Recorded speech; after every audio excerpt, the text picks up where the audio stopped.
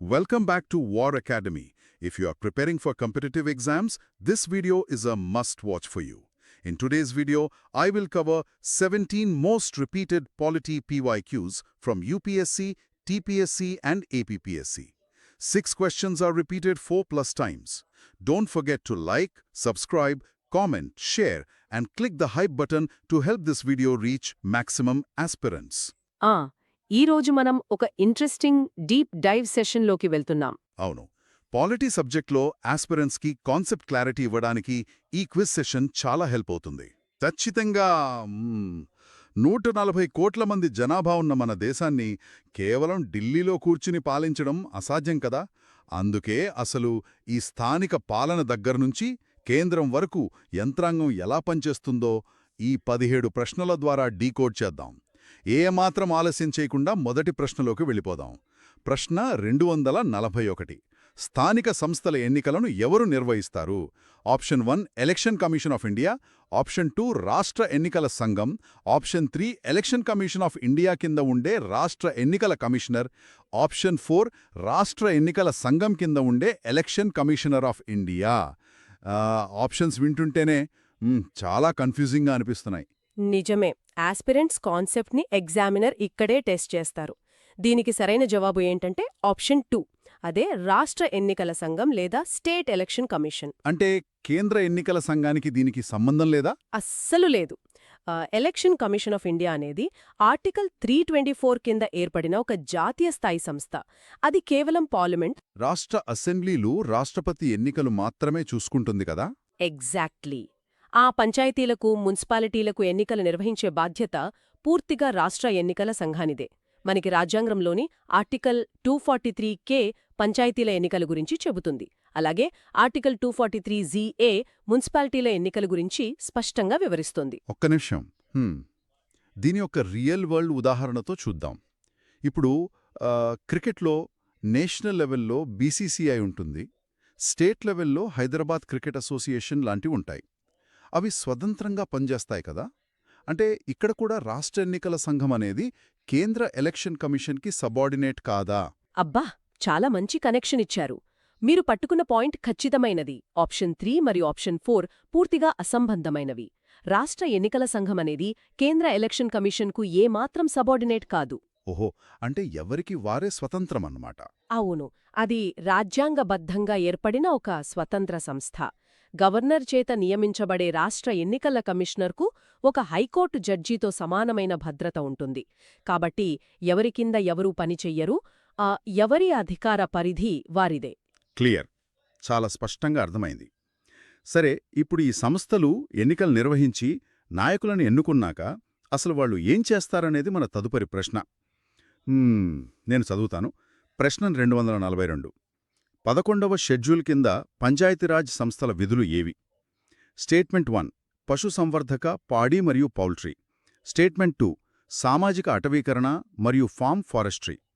Option 1 కేవలం 1 మాత్రమే, option 2 కేవలం 2 మాత్రమే, ఆప్షన్ 3 1 మరియు 2 2, ఆప్షన్ 4 1 కాదు 2 కాదు. ఇక్కడ నా డౌట్ ఏంటంటే, రోడ్లు, డ్రైనేజీలు కాకుండా ఈ పశుసంవర్ధక రంగాలు కూడా పంచాయతీలకే వస్తాయా? వస్తాయి. అందుకే దీనికి సరైన జవాబు ఆప్షన్ 3. అంటే 1 మరియు 2 రెండూ సరైనవే. ఓకే. 73వ రాజ్యాంగ సవరణ ద్వారా రాజ్యాంగంలో ఈ 11వ షెడ్యూల్ను చేర్చారు కదా. ఇందులో పంచాయతీలకు బదిలీ చేయాల్సిన మొత్తం 29 అంశాలను పొందుపరిచారు. అంటే ఆ 29 అంశాల్లో ఇవి భాగమంటారా? అవును. ఇక్కడ లాజిక్ ఏంటంటే, గ్రామ స్వరాజ్యం అంటే కేవలం పరిపాలన మాత్రమే కాదు, ఆర్థిక స్వయం సమృద్ధి కూడా. గ్రామీణ ఆర్థిక వ్యవస్థకు మూలస్తంభాలైన పశుపోషణ అనేది ఎంట్రీ 4 కింద వస్తుంది. అలాగే సామాజిక అటవీకరణ అనేది ఎంట్రీ 15 కింద వస్తుంది. ఇలాంటి జీవనోపాధి మార్గాలపై పంచాయతీలకు అధికారం ఇస్తేనే అవి నిజమైన అభివృద్ధి సాధిస్తాయి. అందుకే ఈ రెండు 11వ షెడ్యూల్లో భాగమే. అంటే ఆర్థిక వికేంద్రీకరణ లేకుండా రాజకీయ వికేంద్రీకరణకు అర్థం లేదన్నమాట. భలే చెప్పారు. ఇక ప్రశ్న 243 చూద్దాం. స్థానిక ప్రభుత్వానికి సంబంధించి సరైన జతలు ఏవి? స్టేట్మెంట్ 1 73వ రాజ్యాంగ సవరణ పంచాయతీరాజ్ సంస్థలు. స్టేట్మెంట్ 2 74వ రాజ్యాంగ సవరణ పట్టణ స్థానిక సంస్థలు. ఆప్షన్ 1 కేవలం 1 మాత్రమే, ఆప్షన్ 2 కేవలం 2 మాత్రమే, ఆప్షన్ 3 1 మరియు 2 2, ఆప్షన్ 4 1 కాదు 2 కాదు. నాకో చిన్న సందేహం. స్థానిక సంస్థలన్నిటికీ కలిపి ఒకే సవరణ తీసుకురావచ్చు కదా, ఎందుకు 2 వేర్వేరుగా తెచ్చారు? చాలా లాజికల్ క్వశ్చన్ అడిగారు. ముందుగా దీనికి జవాబు ఆప్షన్ 3, అంటే 1 మరియు 2 రెండూ సరైనవే. ఇక ఒకే సవరణ ఎందుకు తీసుకురాలేదు అంటే గ్రామీణ ప్రాంతాల సామాజిక ఆర్థిక నిర్మాణం వేరు, పట్టణ ప్రాంతాల సమస్యలు వేరు. అవును, గ్రామాల్లో వ్యవసాయం, పల్లె వాతావరణం ఉంటుంది, పట్టణాల్లో ఇండస్ట్రీస్ ఉంటాయి కదా. ఎగ్జాక్ట్లీ. పన్నుల వసూలు చేసే విధానం కూడా పూర్తిగా భిన్నంగా ఉంటుంది. అందుకే 73వ సవరణ ద్వారా రాజ్యాంగంలో పార్ట్ 9 చేర్చి గ్రామాలకొక పద్ధతి తెచ్చారు. అలాగే 74వ సవరణ ద్వారా పార్ట్ 9A చేర్చి మున్సిపాలిటీలకు ప్రత్యేకంగా చట్టబద్ధత కల్పించారు. రెండింటికి ఒకే చట్టం పెడితే అది ప్రాక్టికల్గా వర్కౌట్ అవ్వదు. వన్ సైజ్ ఫిట్స్ ఆల్ అనే విధానం పాలనలో పనిచేయదని రాజ్యాంగ నిర్మాతలు ఎప్పుడో గుర్తించారన్నమాట. గ్రేట్. ఇక ప్రశ్న 244 చూద్దాం. రాష్ట్రపతికి సహాయ సలహాలివ్వడానికి మంత్రిమండలి ఏ ఆర్టికల్ ప్రకారం ఉంటుంది? Option 1 article 80, option 2 article 74, option 3 article 82, option 4 article 95. ఈ నంబర్స్ గుర్తుపెట్టుకోవడం కొంచెం కష్టమే ఆస్పిరెంట్స్కి, కానీ ఒక కథలాగా గుర్తుపెట్టుకుంటే చాలా ఈజీ. ఇక్కడ సరైన సమాధానం ఆప్షన్ 2, అంటే ఆర్టికల్ 74. ఈ ఆర్టికల్కు చాలా ఆసక్తికరమైన చరిత్ర ఉంది. ఏంటది? ఆర్టికల్ 74 సబ్క్లాజ్ 1 ప్రకారం రాష్ట్రపతికి సహాయ సలహాలు అందించడానికి ప్రధానమంత్రి అధ్యక్షతన ఒక మంత్రిమండలి ఉంటుంది. అయితే మొదట్లో ఈ సలహాలు రాష్ట్రపతి వినాలా వద్దా అనే దానిపై స్పష్టత ఉండేది కాదు. అంటే ఇష్టం వచ్చినట్లు చేయొచ్చా? అప్పట్లో ఆ కన్ఫ్యూజన్ ఉండేది. కానీ 1976లో ఇందిరాగాంధీ గారు తెచ్చిన 42వ రాజ్యాంగ సవరణ ద్వారా ఈ సలహాలకు రాష్ట్రపతి ఖచ్చితంగా కట్టుబడి ఉండాలి అని మార్చేశారు. ఓహో, అంటే ప్రెసిడెంట్ పవర్స్ని కట్ చేశారన్నమాట. అవును. ఆ తర్వాతొచ్చిన మొరార్జీ దేశాయి ప్రభుత్వం 44వ సవరణ ద్వారా ఒక్కసారి మాత్రం ఆ సలహాను పునఃపరిశీలించమని రాష్ట్రపతి తిరిగి పంపవచ్చు అని చిన్న సడలింపిచ్చింది. ఈ చారిత్రక పరిణామాలు గుర్తుపెట్టుకుంటే ఆర్టికల్ 74 ఎప్పటికీ మర్చిపోరు. అప్పటి రాజకీయ పరిస్థితులకి అద్దం పట్టే డాక్యుమెంట్ అన్నమాట. ఇక ఆస్పిరెంట్స్ మిగతా ఆప్షన్స్ చూస్తే ఎలిమినేషన్ మెథడ్లో కూడా ఆన్సర్ చేయొచ్చు. ఆర్టికల్ 80 రాజ్యసభ కూర్పు గురించి చెబుతోంది.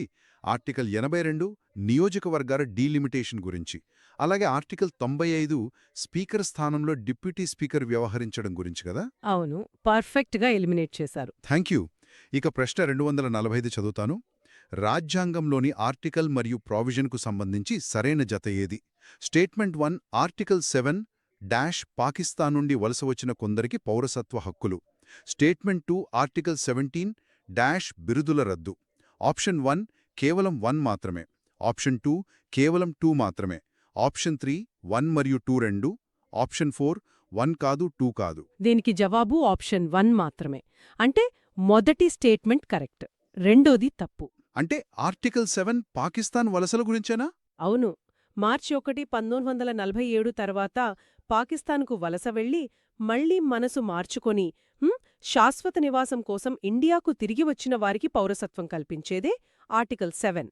కాని స్టేట్మెంట్ 2లో ఎగ్జామినర్ కావాలనే ఒక ట్రాప్ సెట్ చేశారు. ట్రాపా? ఏంటది? ఆర్టికల్ 17 అనేది అంటరానితనం రద్దు గురించి చెబుతోంది. అంటే అబాలిషన్ ఆఫ్ అన్టచబిలిటీ. కాని ఇక్కడ బిరుదుల రద్దు అనిచ్చారు. బిరుదుల రద్దు అనేది ఆర్టికల్ 18 కిందకొస్తుంది. ఓహో, ఎందుకు ఆస్పిరెంట్స్ రెండింటి దగ్గరే ఎక్కువ కన్ఫ్యూజ్ అవుతారు? ఎందుకంటే ఈ రెండు సమానత్వపు హక్కు కిందకే వస్తాయి కదా. ఆర్టికల్ 17 సామాజిక వివక్షను తొలగిస్తే, ఆర్టికల్ 18 అనేది బ్రిటిష్ వాళ్లు తమ అనుయాయులకు ఇచ్చిన సర్ లేదా రాయ్ బహదూర్ లాంటి బిరుదులను రద్దు చేసి పౌరుల మధ్య ఎవరూ ఎక్కువ కాదు తక్కువ కాదు అనే భావనను తెచ్చింది. అంటే ఒక గొడుగు కింద పక్కపక్కనే ఉండటం వల్ల ఈ కన్ఫ్యూజన్ వస్తుందన్నమాట. అద్భుతమైన విశ్లేషణ. సమాజంలో పుట్టుకతో వచ్చే వివక్షను 17 తీసేస్తే, పేర్ల ముందు తగిలించుకునే హోదాల వివక్షను 18 తీసేసిందన్నమాట. కరెక్ట్గా సమ్మరైజ్ చేశారు. Don't forget to like, subscribe, comment, share and click the hype button to help this video reach maximum aspirants. ఇక రాజ్యాంగ యంత్రాంగం మరియు నిర్మాణంపై ఉన్న రెండవ విభాగానికి వెళ్దాం. నేను ప్రశ్న 246 చదువుతున్నాను. ఈ కింది ఆర్టికల్స్ను తక్కువ సంఖ్య నుండి ఎక్కువ సంఖ్య క్రమంలో అమర్చండి. స్టేట్మెంట్ 1 రాష్ట్ర అడ్వకేట్ జనరల్. స్టేట్మెంట్ 2 కాగ్ అంటే controller and auditor general of India. Statement 3 attorney general of India. Option 1 312. Option 2 321. Option 3 231. Option 4 213. ఇక్కడ నాకొక డౌట్. కేంద్ర రాష్ట్ర న్యాయాధికారుల మధ్యలో ఈ అకౌంట్స్ చూసుకునే కాగ్ ఎందుకు దూరాడు? భలే అడిగారు. రాజ్యాంగ నిర్మాతలు ఆర్టికల్స్ని ఒక కథలా పేర్చారు అని చెప్పాను కదా. ముందు దీనికి ఆన్సర్ చూస్తే ఆప్షన్ 2 అంటే 321 ఆర్డర్ కరెక్ట్. అంటే ముందు అటార్నీ జనరల్, ఆ తర్వాత కాగ్, చివరగా అడ్వకేట్ జనరల్. లాజిక్ ఏంటి? కేంద్ర ప్రభుత్వం గురించి చెబుతుంది. అందులో కేంద్రానికి న్యాయ సలహాదారు అయిన అటార్నీ జనరల్ ముందు వస్తారు, అంటే ఆర్టికల్ 76 దగ్గర. ఇక పార్ట్ 5 ముగిసేదెక్కడా అంటే కేంద్ర రాష్ట్ర ప్రభుత్వాల లెక్కలు ఆడిట్ చేసే స్వతంత్ర సంస్థ కాగ్తో. ఓహో, అంటే కాగ్ ఆర్టికల్స్ అక్కడే ఉన్నాయా? అవును, ఆర్టికల్ 148 నుండి 151 వరకు కాగ్ గురించే ఉంటాయి. అక్కడితో పార్ట్ 5 అయిపోయి పార్ట్ 6 అంటే రాష్ట్ర ప్రభుత్వాల విభాగం మొదలవుతుంది. అప్పుడు రాష్ట్ర న్యాయ సలహాదారు అయిన అడ్వకేట్ జనరల్ వస్తారు, అంటే ఆర్టికల్ 165. అర్థమైంది. అంటే 76, 148, 165 అనేవి ఒక స్ట్రక్చరల్ ఫ్లో అనమాట. ఆర్టికల్ నంబర్స్ని బట్టి పట్టకుండా రాజ్యాంగంలోని భాగాల ఫ్లో అర్థం చేసుకుంటే ఆన్సర్ మన కళ్ల ముందే ఉందన్నమాట. Super connection. ఇక ప్రశ్న 247, భారత పార్లమెంట్లో భాగాలు ఏవి? స్టేట్మెంట్ 1 రాష్ట్రపతి, స్టేట్మెంట్ 2 కౌన్సిల్ ఆఫ్ స్టేట్స్ అంటే Rajya Sabha, statement 3 house of the people అంటే లోక్సభ. ఆప్షన్ 1 1 మరియు 2, ఆప్షన్ 2 2 మరియు 3, ఆప్షన్ 3 1 మరియు 3, ఆప్షన్ 4 1 2 మరియు 3. ఇక్కడ నాకు సందేహం. సభలో ఎంపీలతో పాటు కూర్చుని చట్టాలపై రాష్ట్రపతి ఓటింగ్ వేయరు కదా, మన ఆయన పార్లమెంట్లో అంతర్భాగమని ఎందుకు చదువుతాం? ఆర్టికల్ 79 ప్రకారం ఈ ప్రశ్నకు సరైన జవాబు ఆప్షన్ 4 అంటే 1 2 మరియు 3 ముగ్గురూ భాగమే. ఎందుకు అంటే పార్లమెంట్ అంటే కేవలం చర్చలు చేసే స్థానం కాదు కదా, చట్టాలు చేసే స్థానం. అవును, చట్టాలు చెయ్యాలి. లోక్సభ, రాజ్యసభలు లెంతసేపు చర్చించి బిల్లులు ఆమోదించినా అంతిమంగా దానిపై రాష్ట్రపతి సంతకం పడితేనే అది చట్టమవుతుంది. అంటే ఫైనల్ అప్రూవల్ అయిందే. ఎగ్జాక్ట్లీ. చట్టాన్ని తయారు చేసే ఫ్యాక్టరీలో ఫైనల్ క్వాలిటీ చెక్ చేసేది ఆయనే. ఆయన సంతకం లేకుండా ప్రక్రియ పూర్తి కాదు కాబట్టే ఆయన సభలో కూర్చోకపోయినా పార్లమెంట్లో అవిభాగ్య భాగమని మనం పరిగణిస్తాం. ఫైనల్ అప్రూవల్ లేకుండా ప్రొడక్ట్ బయటకు రాదు కాబట్టి సిస్టంలో ఆయన భాగమే. చాలా క్లియర్. నెక్స్ట్ ప్రశ్న 248. ఏ కేసులలో రాష్ట్రపతి క్షమాభిక్ష ప్రసాదించగలరు? స్టేట్మెంట్ 1 కోర్ట్ మార్షల్ ద్వారా విధించిన శిక్షలు, స్టేట్మెంట్ 2 మరణశిక్ష పడిన అన్ని కేసులు, ఆప్షన్ 1 కేవలం 1 మాత్రమే, ఆప్షన్ 2 కేవలం 2 మాత్రమే, ఆప్షన్ 3 1 మరియు 2 రెండు, ఆప్షన్ 4 1 కాదు 2 కాదు. ఇది ఒక రకంగా జ్యుడీషియల్ ప్రెషర్ వాల్వ్ లాంటిదా? కోర్టులు కూడా తప్పు చేస్తే సరిదిద్దడానికి ఉన్న ఆప్షన్ అనుకోవచ్చా? ఖచ్చితంగా. దీన్నే రాజ్యాంగ పరిభాషలో మిస్క్యారేజ్ ఆఫ్ జస్టిస్ అంటే న్యాయపరమైన లోపాలు జరగకుండా ఉండేందుకు పెట్టిన ఒక సేఫ్టీ వాల్వ్ అంటారు. ఓకే, ఆన్సర్ ఏంటి దీనికి?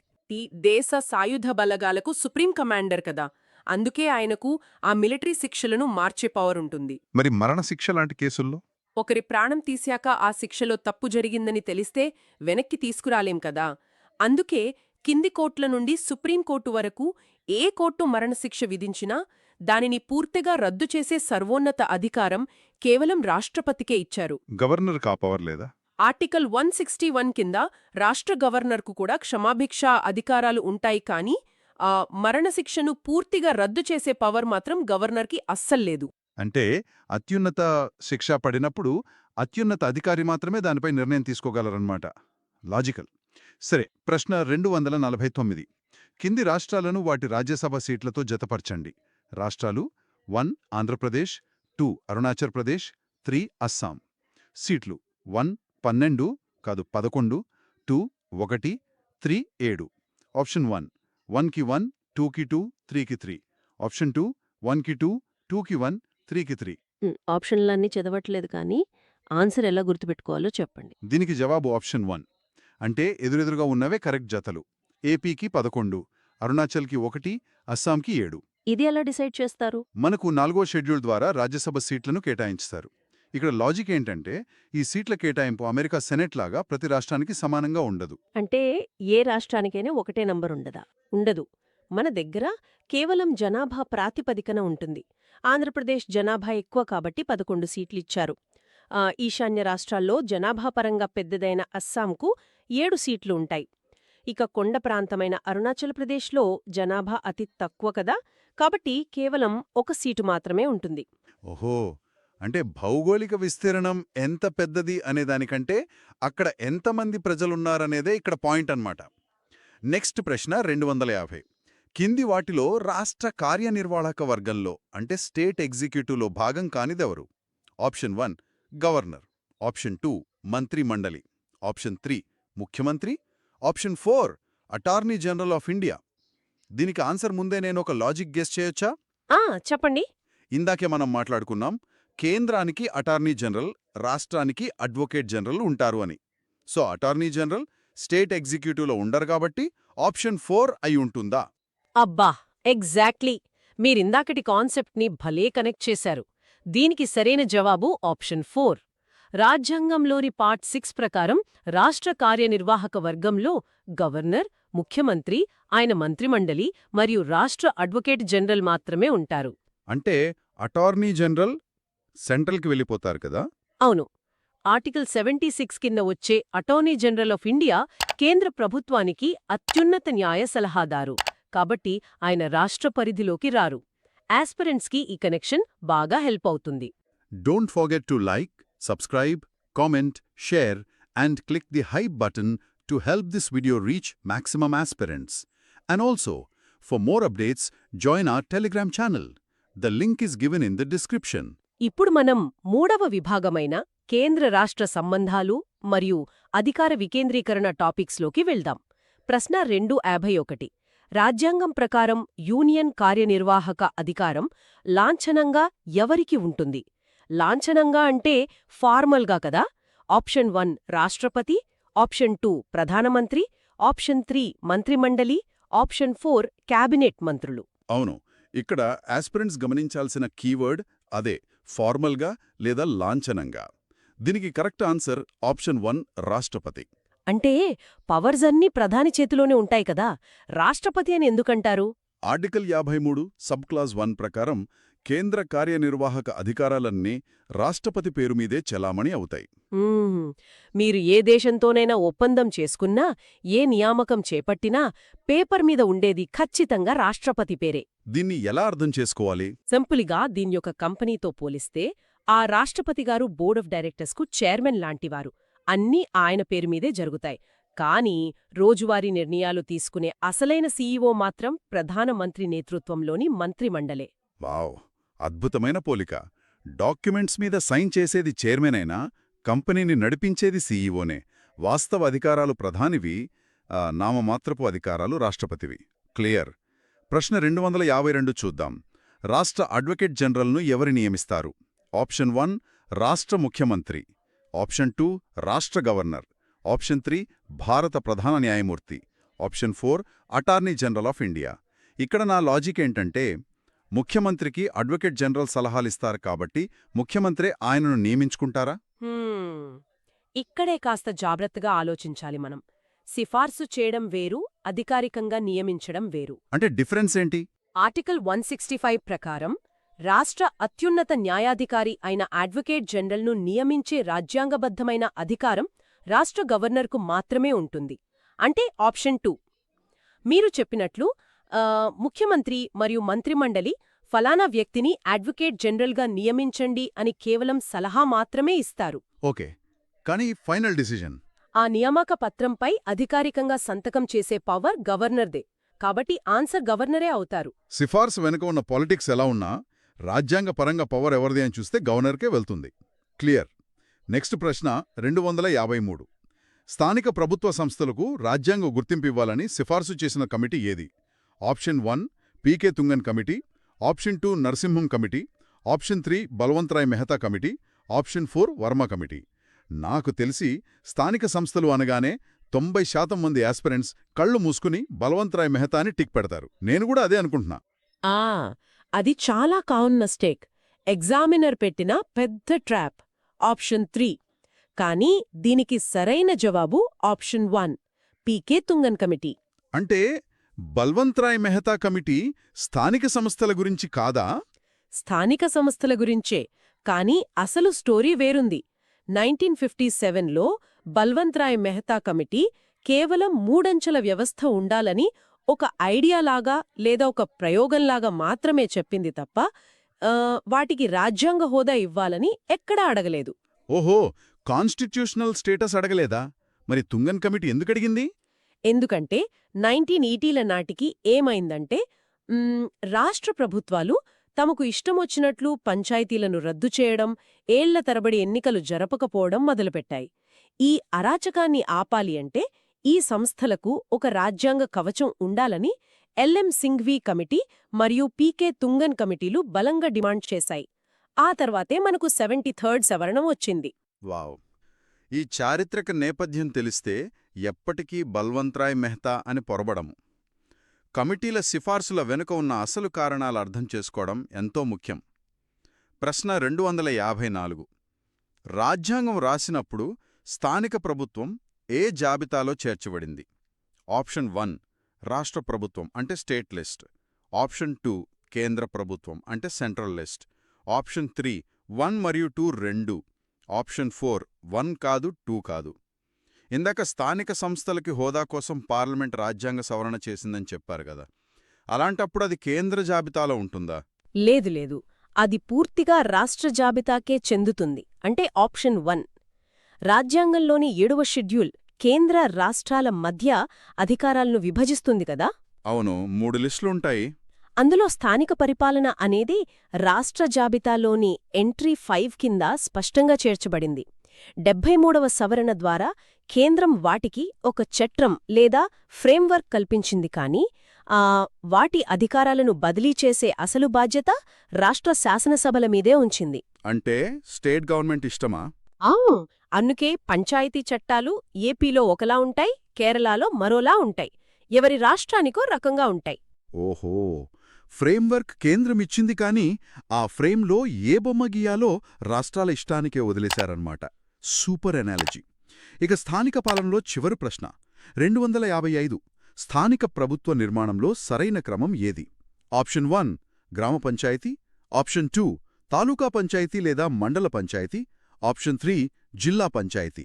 వీటికిచ్చిన ఆప్షన్స్ అమరిక చూస్తే option 1 132, option 2 321, option 3 123, option 4 213. Article 243B ప్రకారం దీనికి ఆన్సర్ ఆప్షన్ 3, అంటే 123 సరైన క్రమం. అంటే కింద స్థాయి నుంచి పైకి వెళ్తుందా? అవును. గ్రాస్ రూట్ లెవెల్ నుంచి చూస్తే ముందు గ్రామ పంచాయతీ, ఆ తర్వాత మధ్యస్థంగా తాలూకా లేదా మన తెలుగు రాష్ట్రాల్లో అయితే మండల పరిషత్ ఉంటుంది. ఇక అత్యున్నత స్థాయిలో జిల్లా పరిషత్ లేదా జిల్లా పంచాయతీ. ఇది పక్కా 3 అంచెల వ్యవస్థ. మనం నిత్యం పల్లెటూరులో చూసేదే కాబట్టి ఆస్పిరెంట్స్ ఈజీగా స్కోర్ చేస్తారు. ఇక ఫైనల్ విభాగం చారిత్రకాంశాలు. నేను ప్రశ్న చదువుతాను. ప్రశ్న 256. 2000 సంవత్సరంలో ఏర్పడిన 3 కొత్త రాష్ట్రాలు వేటి నుండి విడిపోయాయి? ఆప్షన్ 1 ఉత్తరప్రదేశ్, బీహార్, పశ్చిమ బెంగాల్. ఆప్షన్ 2 మధ్యప్రదేశ్, హర్యానా, రాజస్థాన్. ఆప్షన్ 3 పశ్చిమ బెంగాల్, ఉత్తరప్రదేశ్, మహారాష్ట్ర. ఆప్షన్ 4 మధ్యప్రదేశ్, ఉత్తరప్రదేశ్, బీహార్. ఇది చూస్తుంటే ఒక మ్యాప్ పాయింటింగ్ క్వశ్చన్ లాగా ఉందే. అవును, జాగ్రత్తగా మ్యాప్ ఇమాజిన్ చేసుకుంటే ఈజీ. దీనికి correct answer option 4. Atal Bihari Vajpayee గారి ప్రభుత్వ హయాంలో నవంబర్ 2000 సంవత్సరంలో కేవలం ఒకే నెల వ్యవధిలో 3 కొత్త రాష్ట్రాలు ఏర్పడ్డాయి. పరిపాలనా సౌలభ్యం కోసమే కదా? అవును, పెద్ద రాష్ట్రాలను విడదీశారు. మధ్యప్రదేశ్ నుండి ఛత్తీస్గఢ్ ఏర్పడింది. ఉత్తరప్రదేశ్ కొండ ప్రాంతాల నుండి ఉత్తరాఖండ్, అంటే అప్పట్లో దాన్ని ఉత్తరాంచలనేవాళ్లు, అది ఏర్పడింది. మరియు బీహార్ నుండి? బీహార్లోని గిరిజన ప్రాంతాల నుండి జార్ఖండ్ ఏర్పడింది. పశ్చిమ బెంగాల్ గానీ హర్యానా గానీ ఆ సమయంలో అసలు విభజనకు గురి కాలేదు. Don't forget to like, subscribe, comment, share, and click the hype button to help this video reach maximum aspirants. And also, for more updates, join our Telegram channel. The link is given in the description. ఇక మన సెషన్లోని ఆఖరి ప్రశ్న 257. భారతదేశంలో పంచాయతీరాజ్ వ్యవస్థను ఏ సంవత్సరంలో ప్రవేశపెట్టారు? Option 1 1956, option 2 1958, option 3 1959, option 4 1962. ఇక్కడ మళ్లీ కమిటీలు, చట్టాలు అంటూ కన్ఫ్యూజ్ అవుతారేమో. అవును, ఇయర్స్తో ఆడుకోవడం ఎగ్జామినర్కి ఇష్టం. కానీ దీనికి పక్క సమాధానం ఆప్షన్ 3 అంటే 1959. ఇందాక మనం బల్వంతరాయ్ మెహతా కమిటీ అని మాట్లాడుకున్నాం. దానికి దీనికి లింక్ ఏంటి? ఆ బల్వంత్ రాయ్ మెహతా కమిటీ రిపోర్టును 1958లో జాతీయ అభివృద్ధి మండలి ఆమోదించింది. దాన్ని ప్రాక్టికల్గా అమలు చేస్తూ అక్టోబర్ 2, 1959న అంటే గాంధీ జయంతి రోజున రాజస్థాన్లోని నాగోర్ జిల్లాలో అప్పటి ప్రధాని జవహర్లాల్ నెహ్రూ గారు ఈ వ్యవస్థను లాంచ్ చేశారు. ఆస్పిరెంట్స్ ఎక్కడ కన్ఫ్యూజ్ అవుతారు అంటారు? ఆప్షన్ 1లో 1956 ఉంది కదా, అది చూసి రాష్ట్రాల పునర్వ్యవస్థీకరణ గుర్తు తెచ్చుకుని కన్ఫ్యూజ్ అవుతారు. కానీ అసలు లాంచింగ్ మాత్రం 1959లోనే. ఇంకో ఆసక్తికరమైన ఫ్యాక్ట్ ఏంటంటే రాజస్థాన్ తర్వాత దేశంలో ఈ వ్యవస్థను అమలు చేసిన రెండవ రాష్ట్రం ఉమ్మడి ఆంధ్రప్రదేశ్. ఓహో, ఆంధ్రప్రదేశ్ది సెకండ్ ప్లేస్ అనమాట. గ్రేట్. ఈ 17 ప్రశ్నల ప్రయాణంలో కేవలం ఆర్టికల్ నంబర్లు మాత్రమే కాదు, ఆ చట్టాల వెనుకున్న రాజ్యాంగ నిర్మాతల ఆలోచనలను, చారిత్రక నేపథ్యాలను మనం ఎంత అద్భుతంగా డీకోడ్ చేశామో కదా. సెషన్ ముగించే ముందు పోటీ పరీక్షల ఆస్పిరెంట్స్ కోసం మీరు వదిలేయాలనుకుంటున్న ఒక ఆలోచనాత్మకమైన పాయింట్ ఏమైనా ఉందా? ఖచ్చితంగా. స్థానిక పరిపాలన మీద ఇన్ని విషయాలు మాట్లాడుకున్నాం కదా. 1959లో రాజస్థాన్లోని నాగోర్లో ఒక చిన్న పంచాయతీ ఎలక్షన్తో మొదలైన ఈ వ్యవస్థ ఈరోజు ఈ Gram Swaraj, UPI payments, online citizen సేవలతో ఒక డిజిటల్ విప్లవంగా మారుతోంది. ఆస్పిరెంట్స్ ఒక్కసారి ఆలోచించండి. ఆర్టిఫిషియల్ ఇంటెలిజెన్స్ మరియు బిగ్ డేటా లాంటివి గ్రామీణ పరిపాలనను శాసిస్తున్న ఈ కాలంలో 73వ రాజ్యాంగ సవరణను భవిష్యత్తు అవసరాలకు తగ్గట్టుగా మనం ఎలా అప్డేట్ చేయాలి? పాతకాలపు చట్టాలకు కొత్త టెక్నాలజీని ఎలా అనుసంధానించాలి? ఎందుకంటే రాజ్యాంగం అనేది కేవలం పాత పుస్తకం కాదు కదా, అది మారుతున్న కాలాన్ని బట్టి నడిచే ఒక సజీవ ప్రవాహం. వావ్, ఎంత పవర్ఫుల్ థాట్! వికేంద్రీకరణ అనేది కేవలం సీట్లు పంచుకోవటం కాదు, టెక్నాలజీ ద్వారా సామాన్యుడికి సాధికారత ఇవ్వటం. సో ఈ డీప్ డైవ్ సెషన్ ప్రతి ఆస్పిరెంట్కి ఒక సాలిడ్ రివిజన్ లాగా ఉపయోగపడిందని ఆశిస్తున్నాం. రాజ్యాంగంలోని మరిన్ని ఆసక్తికరమైన అంశాలతో మరో అత్యుత్తమమైన క్విజ్ సెషన్తో మళ్ళీ కలుద్దాం. Keep preparing, keep learning.